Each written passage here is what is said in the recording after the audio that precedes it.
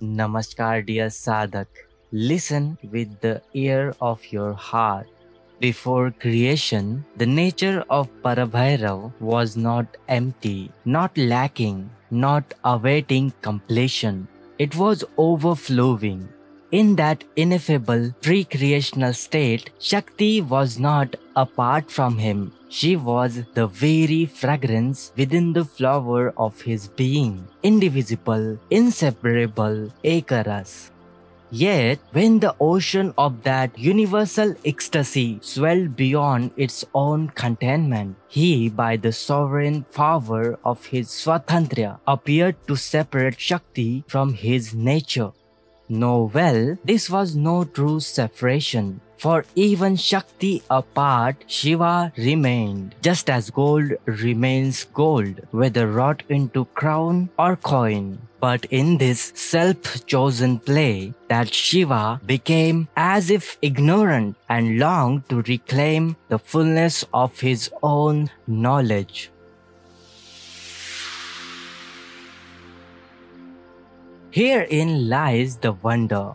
Parabhairav is both Shakti and Shiva in the same indivisible moment. There is no point in the eternal where he is parted from his Swatantrya.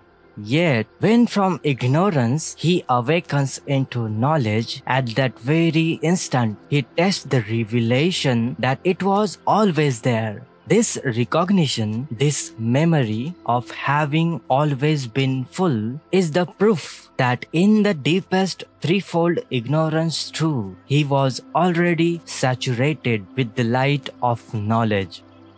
Thus, there has never truly been separation, never dualism. The division is only the self-willed sport of his Shakti.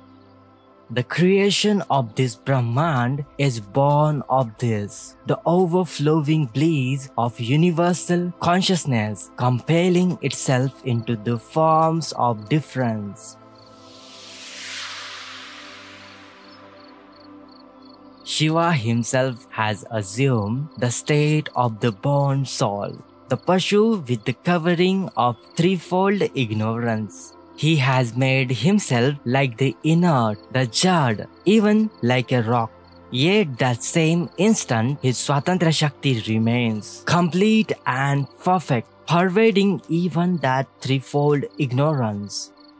In each object, in every grain of matter, his Shakti is full, not more, not less, but the same fullness as before creation. In ignorance too, she is full. The veiling is only in the awareness, not in the essence. When the veil is lifted, the seeker laughs. Aha! I was already one with her. For what was I even meditating? This Parabhairav, all-pervading Vibhu, united with his own Swatantra Shakti, which is the entire Brahmand, delights in the sport of falling and rising, of concealing and revealing. From ecstasy overflowing, he crushes his own nature into forgetfulness. Not because he can destroy ecstasy, for he knows it cannot be severed, but for the joy of testing it anew. He creates birds and worms, wisdom and folly, beauty and horror. Whatever is possible, whatever is impossible, he brings forth, not sequentially bound, but in the unbroken simultaneity of successive and non-successive both. This only he can do. No other in the vast expanse of the Brahman can act thus. Only Parabhairav can utterly ignore his own nature, appear devoid of life, yet remain life itself.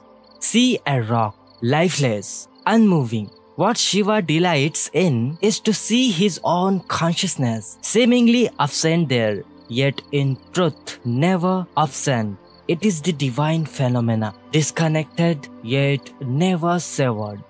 This is the supreme feat of Parabhairav, the unimaginable act of becoming what no other can become. In the theater of life, you may play the king or the pauper, but you cannot be the rock. Yet he can. He can take the role of absolute inertness, the appearance of complete unconsciousness, while remaining the unbounded ocean of consciousness itself. This is his Swatantrya, his perfect independence, his perfect glory, his perfect intelligence. True intelligence is not in the mimicking another life form. True intelligence is in assuming the impossible role, to be lifeful and yet be lifeless. This genius is found only in Parabhairav and nowhere else in any of all worlds. O Sadhak, know this well. You are not different from that same supreme play. The rock, the tree, the bird, the sage, all are masks worn by the one actor. When the mask is lifted, the laughter of recognition will echo through the halls of your own heart. It was always. Thanks for listening. Subscribe to this supreme drama. Om Namah Shivaya.